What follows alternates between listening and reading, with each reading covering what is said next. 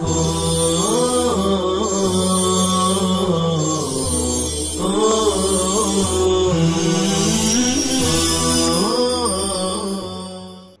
اللہ الرحمن الرحیم اللہم صلی علی محمد کلما ذکرہ الذاکرون وکلما غفل عن ذکرہ الغافلون یا رب صلی وسلم دائما ابدا علی حبیبک خیر الخلق کلہم۔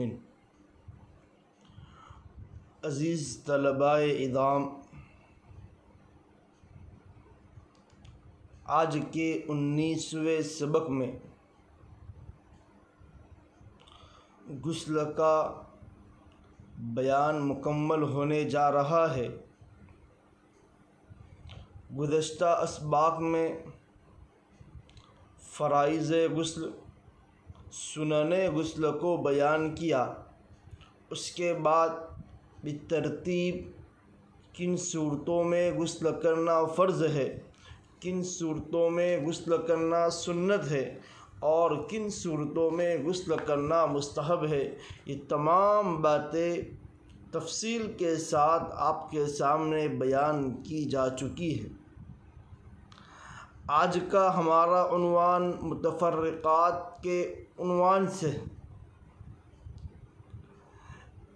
اور اس میں 2-4 متفرق مسائل کو بیان کیا گیا ہے۔ اس کے بعد مصنف کے طرز کے مطابق کچھ سوالات ہیں جو غسل کے بیان سے متعلق ہے۔ آپ طلباء کی ذمہ داری ہے ان سوالوں کو پیچھے اسباق میں نظر دوڑا کر حل کرے اور کاپی میں لکھ کر ان کے جوابات ارسال کرے۔ متفرقات میں پہلا مسئلہ یہ بیان کرتے ہیں کہ غسل کے لیے وہی آداب ہیں جو کہ وضو کے بیان میں گزر چکے ہیں، سوائے اس بات کے کہ وضو میں قبلہ رخ ہونا چاہیے، مگر غسل میں عموماً آدمی ننگا ہوتا ہے، لہذا اس میں قبلہ رخ ہونا جائز نہیں۔ جتنے بھی آداب وضو کے بیان میں گزر چکے ہیں وہ تمام کے تمام آداب غسل کے بیان کے، یعنی وضو کے آداب میں گزر چکا ہے کہ وضو کے لیے کسی اونچی جگہ بیٹھنا۔ ایک ادب یہ بھی لکھا ہے کہ وضو کے کام میں کسی سے مدد حاصل نہ کرنا۔ ایک ادب یہ بھی لکھا ہے کہ دوران وضو بات چیت نہ کرنا۔ ایک ادب یہ بھی ہے کہ وضو کے دوران حضور صلی اللہ علیہ وسلم سے منقول دعاؤں کا پڑھنا۔ نمبر 6 یہ بھی ہے کہ دل سے وضو کی نیت کرتے ہوئے زبان سے بھی نیت کر لینا۔ ہر عضو کے دھوتے وقت بسم اللہ الرحمن الرحیم پڑھنا۔ کانوں کے مسح کے دوران تر انگلی کانوں کے سوراخ میں داخل کرنا۔ اگر انگوٹھی پہنی ہے اور انگوٹھی تنگ نہ ہو تو بھی پانی کو پہنچانے کے لیے انگوٹھی حرکت دینا۔ ناک میں پانی ڈالنے اور کلی کرنے کے لیے دایاں ہاتھ استعمال کرنا، البتہ ناک صاف کرنے کے لیے بایاں ہاتھ استعمال کرنا۔ یہ تمام چیزیں آداب وضو میں بیان کی جا چکی ہیں۔ تو کہتے ہیں کہ جو چیزیں آداب وضو میں بیان کی جا چکی ہے وہی تمام چیزیں غسل کے بھی آداب ہے، سوائے اس کے کہ چونکہ بندہ غسل کے وقت بالکل ننگا ہوتا ہے اور ایسے حالت میں قبلہ کی طرف رخ کرنا یہ ادب کے خلاف ہے، لہذا غسل کرتے ہوئے قبلے کی طرف رخ کرنا یہ جائز نہیں ہے، اس لیے کہ یہ ادب کے خلاف ہے۔ دوسرا مسئلہ یہ لکھتے ہیں اسی طرح جو چیزیں وضو میں مکروہ اور ناپسندیدہ ہے اسی طرح وہی چیزیں غسل میں بھی ناپسندیدہ ہیں۔ البتہ غسل میں اس بات کا اضافہ ہے کہ وضو کے برعکس اس میں کوئی دعا وغیرہ پڑھنا مکروہ ہے۔ میں نے بھی آپ کے سامنے آداب وضو کو بیان کرتے ہوئے یہ بات بھی بتائی کہ ہر عضو کو دھوتے ہوئے بسم اللہ پڑھنا، حضور صلی اللہ علیہ وسلم سے منقول دعاؤں کو پڑھنا، وہ وضو کے اندر ہے۔ لیکن جو مکروہات وضو کے اندر ہے وہ تمام تر مکروہات غسل کے اندر بھی ہے، لیکن غسل کے مکروہات میں ایک اضافہ یہ ہو جاتا ہے کہ دوران غسل دعا یا بسم اللہ وغیرہ پڑھنا مکروہ ہے، اور وضو کے مسائل میں دعا وغیرہ پڑھنا دوران وضو مکروہ نہیں ہے بلکہ ادب ہے۔ تو یہاں پر آداب میں ایک چیز اس بات کا اضافہ ہو جاتا ہے۔ اسی طرح بلا ضرورت کسی ایسی جگہ غسل کرنا جہاں کسی گزرنے والے یا کسی کی نظر پڑ سکے یہ بھی مکروہ ہے۔ لہذا ایسی جگہ غسل کرنا چاہیے جہاں آسانی سے کسی کی نگاہ نہ پڑ سکے۔ غسل کے دوران بات چیت کرنا بھی مکروہ ہے۔ اگر کسی شخص نے غسل کے دوران کلی نہیں کی، البتہ منہ بھر کر پانی پی لیا اور پانی سارے منہ میں اچھی طرح پہنچ گیا، تب بھی غسل کا فرض ادا ہو گیا، کیونکہ اصل مقصود تو پانی پہنچانا ہے۔ غسل کے فرائض میں سے منہ میں پانی ڈالنا ہے اور پورے منہ کے اندر پانی کا پہنچانا ہے۔ اسی طرح ناک کے نرم ہڈی تک پانی کا پہنچانا یہ غسل میں فرض ہے۔ یہاں مسئلہ یہ بیان کر رہے ہیں کہ دوران غسل اگر کسی شخص نے کلی کرنے کے لیے منہ میں پانی ڈالا اور پورے منہ میں پانی پہنچا، اس کے بعد اس نے پانی باہر نہیں نکالا بلکہ اس پانی کو حلق سے اتار دیا، تو کیا غسل کا فرض ادا ہوگا یا نہیں ہوگا؟